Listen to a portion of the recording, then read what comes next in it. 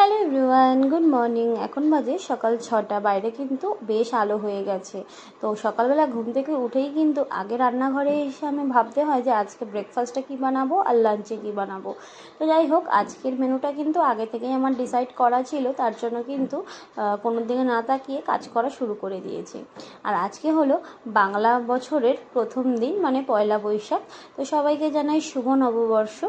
আর আজকের দিনে একটুখানি ভালো মন্দ না খেলে কি হয় বলো। তার জন্য কিন্তু আজকে বানাবো একটু বিরিয়ানি। আর দুপুরের লাঞ্চে যেহেতু বিরিয়ানিটা বানাচ্ছি, আর তার উপরে আবার জয়ের 2টো থেকে ডিউটি আছে। তার মনে আমাকে ওই 1টার থেকে 12:30 থেকে 1টার মধ্যে ওকে আমাকে খেতে দিতেই হবে, কারণ ও কিন্তু ওই 1:30টার সময় বেরিয়ে যায়। তার জন্য কিন্তু এত সকাল সকাল বিরিয়ানিটা রান্না শুরু করা, না হলে তো একটু দেরি করে করলেও অসুবিধা ছিল না। মাংসটা তো কালকে রাতেই আমি ম্যারিনেশন করে রেখেছি, যাতে কিছুক্ষণ মাংসটা রেস্ট হয়ে যায় আর কি। তো এখানে কিন্তু মাংসটাকে ম্যারিনেট করেছিলাম ওই আদা রসুন লঙ্কা বাটা, একটু জিরে গুঁড়ো, ধনে গুঁড়ো, আর লঙ্কার গুঁড়ো, আর একটুখানি নুন দিয়ে, আর একটু বিরিয়ানি মশলা দিয়ে, আর কিচ্ছু না। হলুদ কিন্তু আমি এখানে একদম ব্যবহার করিনি।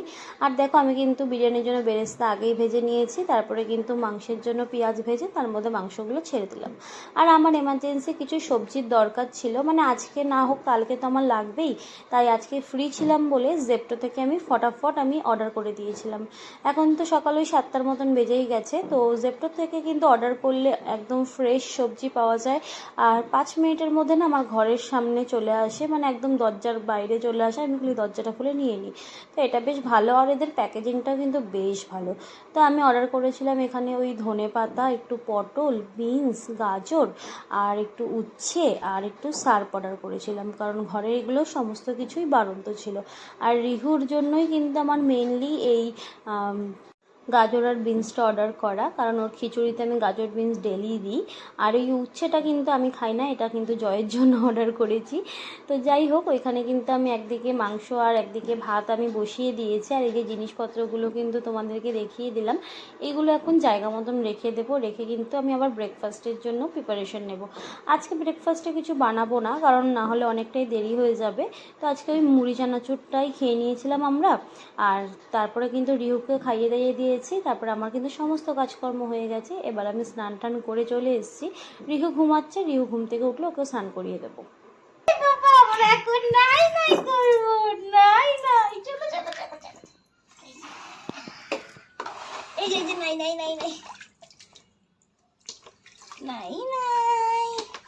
গঙ্গা গঙ্গা পাপা, পাপা, ওই যে ডাকছে, বাবা ডাকছে, ওই যে বাবা ডাকছে।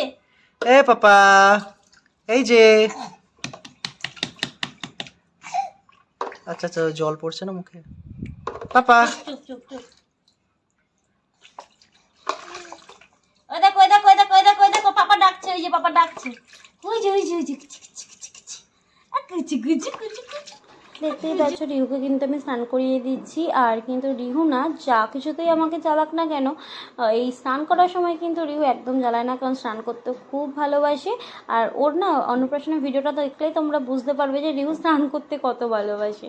আর স্নান টান করে কিন্তু ওকে রেডি করে আমি রিহুর পাপাকে খেতে দিয়ে দিয়েছিলাম, কারণ ওকে তো আবার ডিউটি বেরোতে হবে।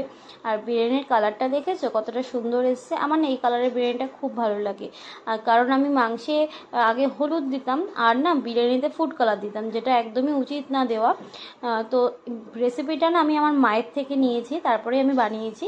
বিরিয়ানিটা বেশ ভালোই হয়েছিল কিন্তু, কারণ মা কিন্তু এইভাবেই বিরিয়ানি বানায়। আর মায়ের বিরিয়ানিটা আমার বেশ ভালো লাগে, তোমাদেরকে আগেও বলেছি। আর বেশ জুসিও হয়। পাশে কিন্তু রিহুর খাবারটাও দেখিয়ে দিলাম, কারণ রিহুকে যে খিচুড়ি বানিয়েছিলাম সবজি দিয়ে, তার সাথে একটু ডিম সেদ্ধও দিয়েছিলাম আজকে। যেদিন যেদিন মাছ থাকে না ঘরে, সেদিন ওকে আমি ডিম সেদ্ধ দিয়ে দিই। তারপরে কিন্তু আমি দুজনেরই খাওয়া হয়ে গেছে, রিহুর পাপারও হয়ে গেছে আর রিহুরও হয়ে গেছে। তো জয় বাড়িতে থাকতে থাকতেই কিন্তু আমি লাঞ্চটা সেরে নিই, না হলে কিন্তু রিহু কখন আমাকে জ্বালাবে আর কখন আমি খাবো কোনো দিনও ঠিক থাকে না। তার জন্য কিন্তু রিহুর পাপা থাকতে থাকতে আমি লাঞ্চটা সেরে নিই। তারপরে খাওয়া দাওয়ার পর কিন্তু আমরা দুজনে কিন্তু বেশ একটা ঘুম দিয়েছিলাম, আর রিহুর পাপা তো অফিসে চলে গেছিলো। তারপরে বিকেল হতে না হতেই কিন্তু আমরা দুজন মা ছেলে মিলে বেরিয়ে গেছিলাম একটু ঘুরতে। রিহুকে একটা নতুন জামা পরিয়ে দিয়েছিলাম পয়লা বৈশাখের, আর আমার তো বেচারি হয়নি, কি আর করা যাবে, আমি একটা পুরোনো জামা কাপড় পরেই বেরিয়ে গেছিলাম।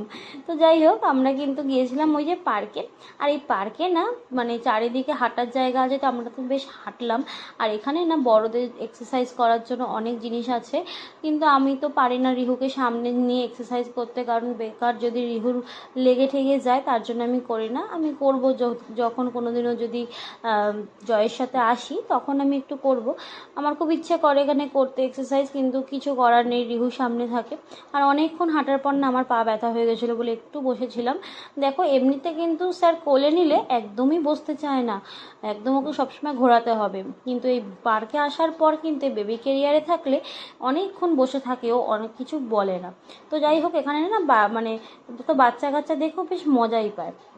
তারপর না আমরা বাড়িতে চলে এসেছিলাম, আর বাড়িতে এসে কিন্তু তোমাদেরকে রিহু দেখিয়ে দিচ্ছে রিহুর পয়লা বৈশাখের জামাটা।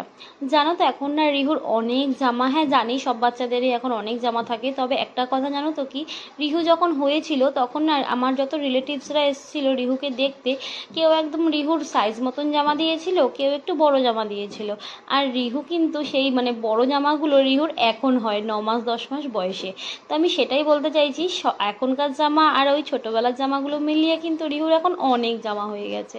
আর এই যে রাত্রেবেলার দিকে না এই বাচ্চাটা এসেছিল রিহুর সাথে একটু খেলতে, রিহুর নতুন বন্ধু, বন্ধু বলা ভুল, একটু অনেকটাই বড়, ওর নাম লক্ষ, আর ওর বয়স কিন্তু 3 বছর, আমাদের নিচেই থাকে, ওরাও কিন্তু এখানে ভাড়াতেই থাকে। তো ও এসেছিলো খেলতে, ও আসার পর কিন্তু রিহু বেশ খুশি হয়ে গেছিলো, আর ওরা দুজনে কিন্তু খেলতে বেশ মজা পাচ্ছিলো। দেখো রিহু চুপচাপ বসেছিল, একটু আগে না রিহু অনেক কান্না করছিল, ওকে দেখে কিন্তু একদম চুপ করে গেছিলো। তো আজকের ব্লগটাই অবধি, ওকে বাই, গুড নাইট।